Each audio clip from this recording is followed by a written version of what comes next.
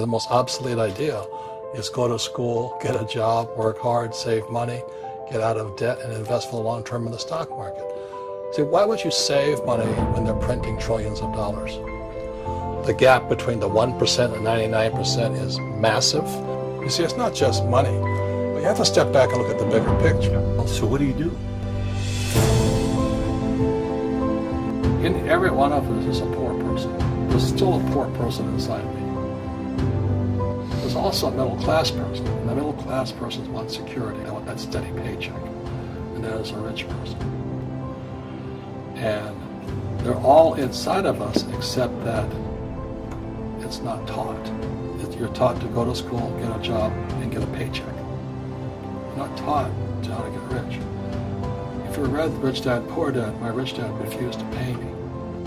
He said the paycheck was one of the most damaging things you could take in your life. He says the moment you take a paycheck, you're an employee, and that's the mindset. So my rich dad never paid me. He drove my poor dad, government employee, nuts. You gotta pay people, you gotta pay people. And Rich Dad was not saying that the paycheck was bad. He says you didn't want to be a slave to money. So as an entrepreneur, if Rich Dad folded, I just started another company. I don't need a paycheck. I don't need anybody to take care of me. If my government doesn't like me, I move to another country because they need entrepreneurs. Mm-hmm. So the entrepreneur is not so much the business. The entrepreneur is really the mindset and the skill sets and the different set of rules. You see, I don't operate, small business does not operate in the same rules as big business. Entrepreneur is a mindset first, a skill set, and rules. And depending upon whether you're an employee or a small business, mm-hmm. the rules are different. The mindsets are different, the skill sets are different. Instead of get out of debt, I get into debt. I just refinanced $300 million in debt. I went from 5% to 2.5% interest. I made a fortune. Every month, more money comes in because my cost of money has gone down. So while some financial experts are saying get out of debt, I'm saying learn how to use debt. So when I came back from in Vietnam in January of '73, mm-hmm. the first thing my rich dad said to me was go to school to learn how to invest in real estate. It wasn't real estate, it was how to use debt and taxes. Debt and taxes make the rich richer. Debt and taxes make the poor, the middle class, poor. So all the rich guys who are doctors or lawyers or, those guys, they're getting creamed. They don't know why. Doctors are getting creamed. Oh yeah, they're making more money, but the take home is less. Sure. My doctor just yelled at me. He's happy. He says, "Oh, guess what? I finally made $1 million." And I said, "Yeah, this was just 3 weeks ago." And so I said, "Yeah, well, how much you pay in tax?" He says, $750,000 in taxes. So his net was about $400,000. That's not bad.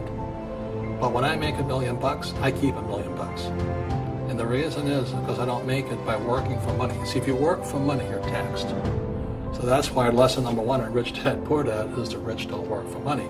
What we do instead is we create businesses as entrepreneurs. We acquire real estate. I don't invest in the stock market. Okay? So the reason is because as entrepreneurs, I have more control over my income, how much I make, and how much I pay in taxes. And because I'm an entrepreneur as well as an investor mm-hmm. in real estate, I pay 0 tax. So every time I make, let's say, $1 million as an entrepreneur, mm-hmm. I immediately invested in real estate. I have a 4-to-1 step up. So I put $1 million in real estate. I get $4 million from the bank. That's why I love banks. But the banks are screwing everybody else. Terrible, but it's good for me. That's why you say when you print, it's good for you, but when you print, it's bad for people that work for money. Because when you print, savers get creamed and people who work for money get creamed. When they print, debtors get rich.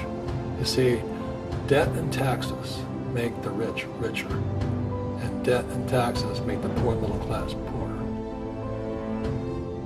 So when we have obsolete ideas, we get obsolete results. So what's happening for most people, the idea of going to school, mm-hmm. getting a job, working hard, saving money, getting out of debt, buying your house because it's an asset, investing for the long term, is obsolete. The world has changed. The world changed in 1971 when President Nixon took us off the gold standard and money became debt. Today, the banks are charging you interest to save money. In other words, the banks don't want your money because they've printed too much of it. And that's why there's this bubbles in stocks and bubbles in real estate and all this. People are dumping the cash. Because as I said in here, savers are losers and cash is trash. And yet people, well, I want a high-paying job. Well, that's an obsolete idea. Get out of debt is an obsolete idea. You should learn how to get into debt, how to use debt to get rich, and they'll never teach you about taxes. The reason the 1% is way up here and the 99% are going this way is because when you print money, two things happen: inflation and taxes. It's crushing them. And any entrepreneur thinks, I'm just going to make money, I'm going to start a business and make a lot of money because we talk about, they really have got to smell the roses, man. You know, that's not what the real entrepreneurs are doing. Most entrepreneurs, there's 28 million small business owners in America. 24 million are what are one-person entrepreneurs. They're called non-employee entrepreneurs. So and that's what happens is when people don't really understand what an entrepreneur does. So most big people are self-employed, but they're not really entrepreneurs. The self-employed pay the highest taxes of all, and nobody tells them that. Yeah, it's also called the entrepreneurial spirit. But what we were actually talking about was there's no such thing as a bad economy. You know, there's external, you and I, we all have an external economy, but we also have an internal economy. And the willpower is to change our internal economy. So for me, I can see the good and I can see the bad. I don't really give a damn because I'm going to be rich anyway. But a poor person with a poor personal economy, all they're going to see is a bad economy because they don't know how to make money in any economy.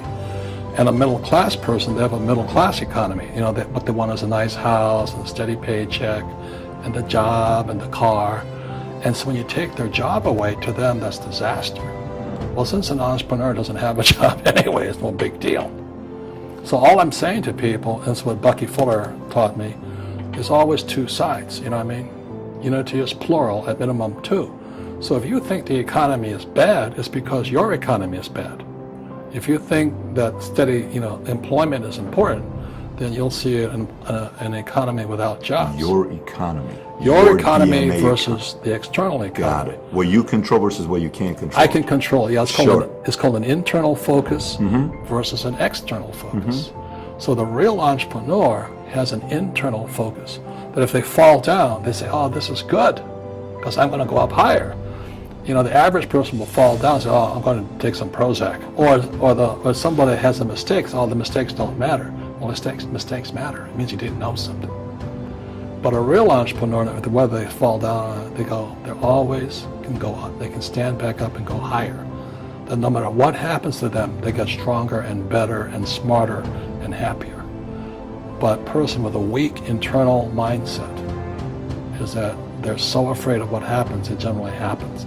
Like, people who are afraid of losing their jobs, they generally lose their jobs. You know what I mean? Yeah, no doubt. So everything comes through you. Yeah, so the entrepreneur first job is to control inside here, not outside there. And that's why my rich dad never gave me a paycheck. He says, the moment you take that paycheck, you're an employee. You've got to be stronger than that. It's about inside control.